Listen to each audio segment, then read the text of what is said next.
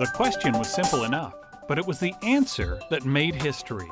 When researchers asked Scott Routley if he was in pain, Routley's answer, that he wasn't, opened entire medical frontiers. Brain scan technology allowed Routley, who's been in a vegetative state for a dozen years, to communicate in ways rarely imagined until now. It also raises countless ethical and spiritual questions about our capacity to make decisions about quality of life and of life and death. In a moment, meet the neuroscientist whose team made this breakthrough. Then we'll explore the issue with this clinical bioethicist and the executive director of the Euthanasia Prevention Coalition. This is Context, the show that looks at life beyond the headlines.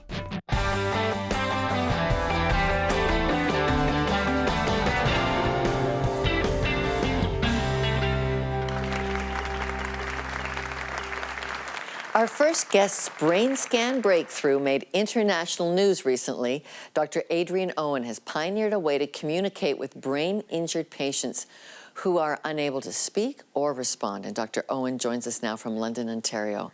Hi, Dr. Owen. Hello there.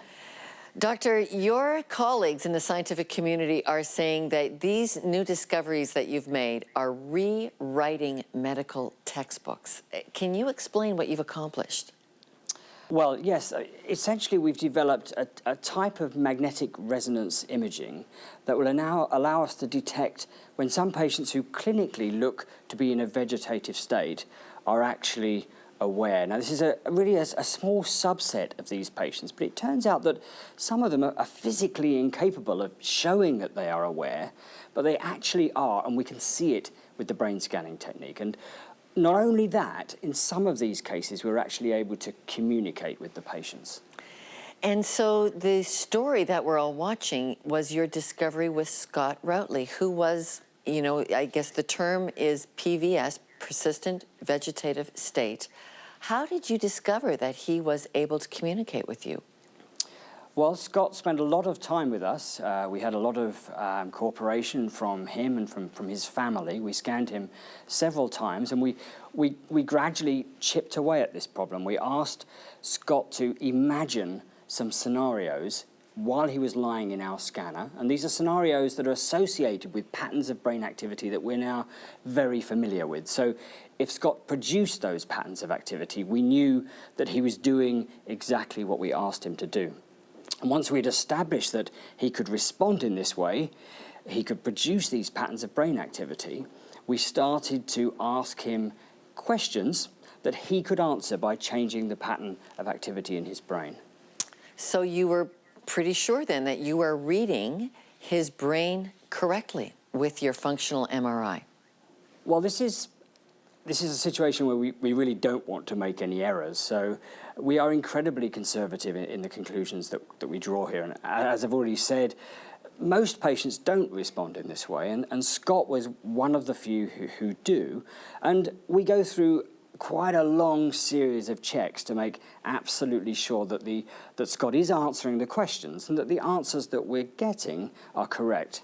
Now, because this is casting a great net of hope for many patients who are in a very clinically difficult situation, help us understand the difference between brain dead and PVS, a persistent vegetative state. Well, these conditions are often confused, and they really are quite different. I mean, brain death is a situation that is entirely irreversible. The brain, or important parts of the brain that are essential for sustaining life, are damaged to the point that they can never work correctly again. So brain death is something that you don't come back from. Now, vegetative state, at least in long-term patients, recovery is extremely rare there too, but the basic brain mechanisms that are required to sustain life, for breathing, for swallowing, for opening the eyes, these are still intact, and it's not unknown for some patients in a long-term vegetative state to recover, but it's exceedingly unusual. So we're not, this discovery of yours isn't about helping people recover, but it's about knowing that they are actually able to think and respond, even though their mouth, their eyes, their hands can't indicate that. How did Scott's family react to this discovery that their son could clearly choose to answer your questions? Well, Scott is a very interesting case because, like many families, his had always felt that Scott had some understanding, some awareness of the situation he was in, and even that they had some level of understanding him and the situation that he was in. But like all of these patients, this was something that was exceedingly difficult to demonstrate clinically, and that's what we really are trying to get at the bottom of here. We're trying to work out how in these patients who clinically are non-responsive, they can't communicate in any systematic physical way, can we get inside their heads and open up a channel of communication? Does this change then how we understand human consciousness, vegetative state, and end-of-life care? Well, I think it makes a big difference to understanding what patients, what situation patients like Scott are in. I mean, the two key things we're looking at here are improving the diagnosis, working out exactly what does he understand, what can he remember, what emotions does he feel, is he in pain, these sorts of questions, really getting to the bottom of what situation is he really in.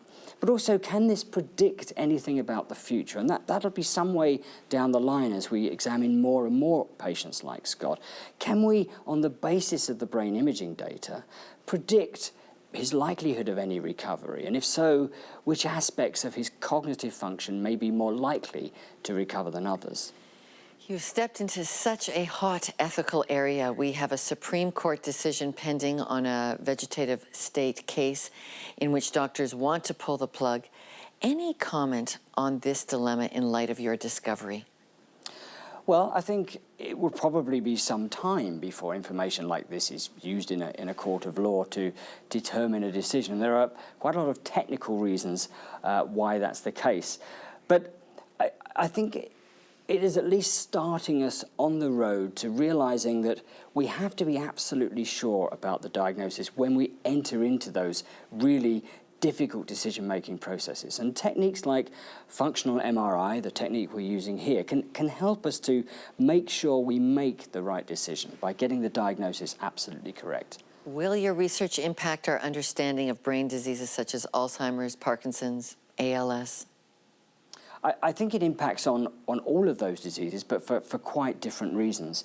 We're looking at here different conditions that affect brain function, and in many of those conditions that you've mentioned, ALS, late-stage Alzheimer's disease being good examples, there is this disconnect between what the patient is able to do, how they are able to express themselves, and what may actually be going on inside of their brain. And techniques like fMRI can help us to break down those barriers, to work out exactly what every patient is capable of.